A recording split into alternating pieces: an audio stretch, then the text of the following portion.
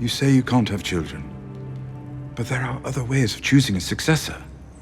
I can't have children. Who told you that? The witch who murdered my husband. Has it occurred to you she might not have been a reliable source of information? Hey everybody, this is going to be my new Season 8 Q&A. Just careful for spoilers for everything that's happened so far.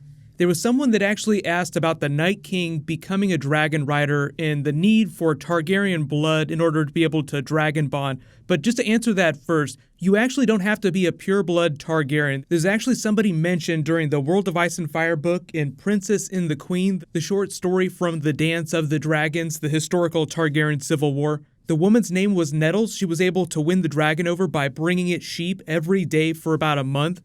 So it's just an example of how a normal person was able to bond with the dragon. But the way the Targaryens tell it, they're the only ones that are able to do it. I think partly to prevent other people from developing aspirations. You can see how they use that to sort of control Westeros. The dragons were their controls. Even if it were true that you did need Targaryen blood in order to be able to bond with dragons, his magic is so powerful that I think the idea is that he raised the dragon from the dead, and any bond that he has with it now is just a result of that. Here we go, next question though. Natasha asks, do you think that Maester Aemon knew about Jon Snow's true lineage? If so, why didn't he say anything? Well, he did say that a Targaryen alone in the world is a terrible thing, so he kind of did say something, but I don't think it necessarily confirmed whether he knew. The really cool thing about Maester Aemon, though, is that he was in correspondence with Rhaegar before he died. They talked about prophecy, they talked about dragon lore, so I don't think that Maester Aemon knew 100% that Jon Snow was Rhaegar's son, but I do think that he had an idea for what Rhaegar was trying to do. So it's always possible that he put two and two together when he saw the events of Robert's Rebellion playing out in Rhaegar and Lyanna's untimely end. So he probably had his suspicions and just kept his mouth shut to try and not cause any more problems. Because that's the whole deal. Even if the people at the wall would have found out about it, word would have gotten back to the kingdom, they would have ridden up and either tried to execute him or start another rebellion in his name. Next one, Saham asks, why do you think that no one mentioned Valyrian steel can kill the White Walkers? Do you think that Jaime, Jon, Brienne, Sam, and Arya, all of them have an important role in the Great War because of the Valyrian steel that they have?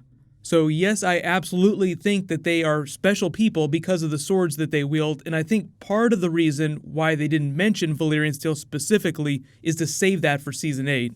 When you go back to rewatch these episodes, they spend all this time talking about dragonglass. They took dragonglass weapons with them during Episode 6. You just don't see the clear moment when they change from their regular weapons to the dragonglass weapons when they're standing on the rock here. But the thing is that Samwell in the books refers to the sword as dragon steel, so I don't think that they wanted to confuse people, and they just wanted to say something extra special for Season 8. Next one, Toxic Whisper asks, do you think that they'll use the actual ending that Martin gave them, you're talking about Dan and Dave, or will they try to end the series on their own? And then your second question, who in your opinion will become more distant once Jon's true heritage is revealed? Well, to answer your second question first, I'll say Jon will probably have the bigger problem because he grew up being a bastard. He has all these parental issues. Catelyn never loved him, but they'll probably both pull away from each other. I don't think that one of them will try to convince the other that they should go forward with it. I think it'll be a mutual thing. But to answer your first question, Martin's original ending, who knows what that actually is? But it sounds like they got an inkling of it in that hotel room a couple years ago, like where they learned Hodor's name. They learned as much as they could, but therein lies the problem. They said as much as possible, meaning that Martin couldn't tell them every single little thing because he hasn't written it yet. There's even been a lot of new stuff that he said that he's added in to Winds of Winter just in the last year. So this was a couple years ago when they met. So there was stuff that he hadn't even thought of yet. So that's also going to happen with Dream of Spring.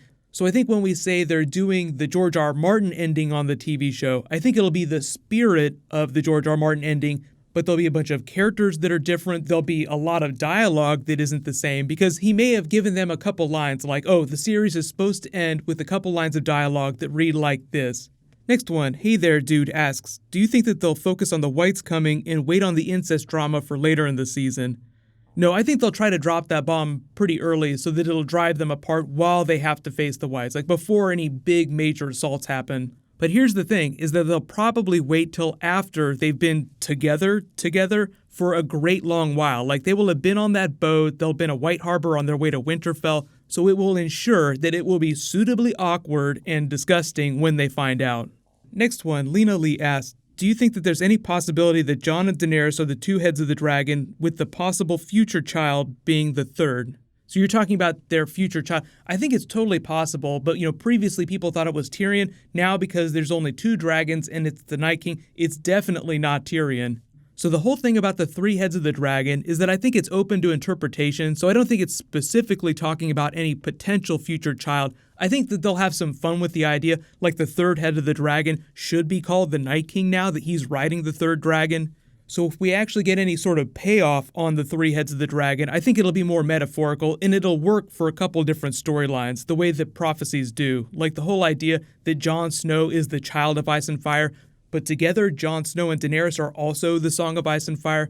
But again, I don't think the show's going to get super literal with that. There'll be a lot of eye-winking. They always like to reference prophecies, like they did with Melisandre when she came to meet Daenerys. Prophecy is a tricky thing. Next question, Joseph asks, why would Tyrion go after Arya? He was married to Sansa, so that's like marrying one sister but actually wanting the other.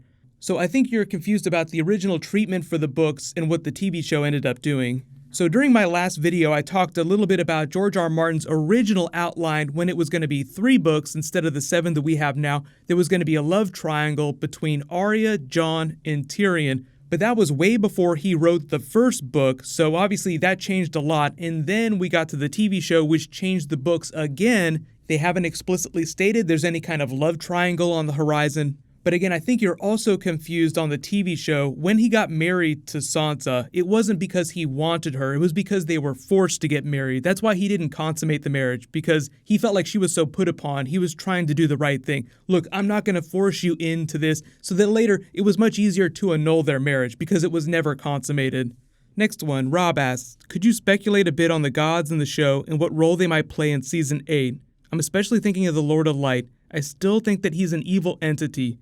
So I think the whole idea with the Lord of Light is that he's impartial, or she's impartial, however you want to think about it. It's an impartial force. It's not good or evil. Right up until they made the big Night King reveal that the children of the forest created him, there was all these different thoughts about the different gods, their interpretations. Which god is the same god? Are these just a bunch of different beliefs based around the same supernatural force? So the old gods, which is who the children of the forest worship, or basically the earth, they worship the planet. So that's where their power comes from. That's how they created the Night King. So as far as we know, that is where the Lord of Light resides. Now, there's a lot of speculation on whether or not we'll see a literal supernatural force manifest, or if it'll just be the people on the show battling each other. Like, if we're going to go full-blown wizard battle, is there an actual consciousness to the Lord of Light? That's the real question, and Martin has been relatively ambiguous. But the really cool thing is that we do know that magic exists because the Faceless Men in the books use a measure of magic when they're changing their faces. But hopefully in Winds of Winter we'll get some more context and we'll get an idea for just how many different gods there are, or if it really is just the one god. Next one, Alma asks, do you think that Arya will become Gendry's lady? So yeah, I'm sure there's going to be all kinds of Arya Gendry stuff happening in Season 8.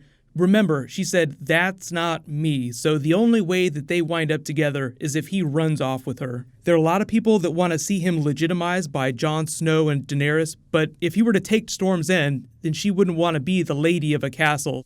So I think it just depends on how true you think that she's going to stay to her character and whether or not she's going to survive the final season. Next one, David asks, do you have any update on Jack and Hagar? Where is he? What about the theory that he's actually Rhaegar Targaryen? So I'll say right away, I do not think that he's Rhaegar Targaryen, but he might come back in the final season just as a sort of eye wink to the fans. In the books, he's actually inside the Citadel trying to get information, so he's a little more critical to the plot line after he's been training Arya. So because the TV show has changed his character so much, I think the most that we could expect from him is for him to show up and see what Arya's made with herself and just sort of wink from behind the camera while he goes off to pursue another mission, because he's still a faceless person, so he's going around the world executing contracts. He doesn't stop doing that just because he's done with Arya. Next one, Buddy asks, I want to know who was the liar about the Rhaegar-Lyanna marriage that started the rebellion.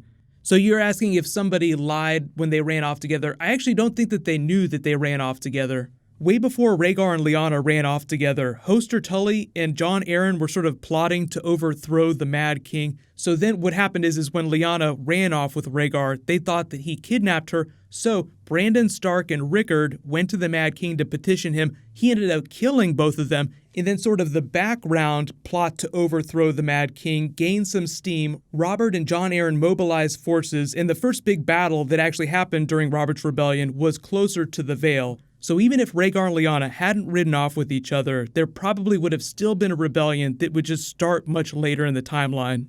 Next one, FO asks, what was the first time Jon hears about Daenerys in the book? So I believe that was actually when he sent Maester Aemon with Samwell to the Citadel, and Maester Aemon is in his death throes, he's getting ready to die, and starts talking about Daenerys about how he wants to go become her Maester. She's not mentioned a whole lot while they're up at the wall, but there are like some brief rumblings about it. Like when he starts saying a Targaryen alone in the world is a terrible thing. There's also sort of references to Daenerys in that too. So it's not like they have long conversations about her. You have to remember that the last book ended with the Night's Watch revolting against him, killing him, and that's the end of it. Winds of Winter picks up right after that. So like right where season 6 begins, pretty much. But thank you so much for submitting questions. These are always a ton of fun to do. My future Q&As will probably be a little more specific based on topic and what you guys want to talk about the most. So I will keep doing them in addition to the bonus videos. But I'll say congratulations to this week's giveaway winner, Helectra1. Please private message me on the back end of my channel so I can get your contact details. You can click here for all my Season 8 videos, and you can click here to learn a little bit about Rhaegar and Lyanna during the Rebellion. Thank you so much for watching. Everybody stay awesome. I'll see you guys tonight.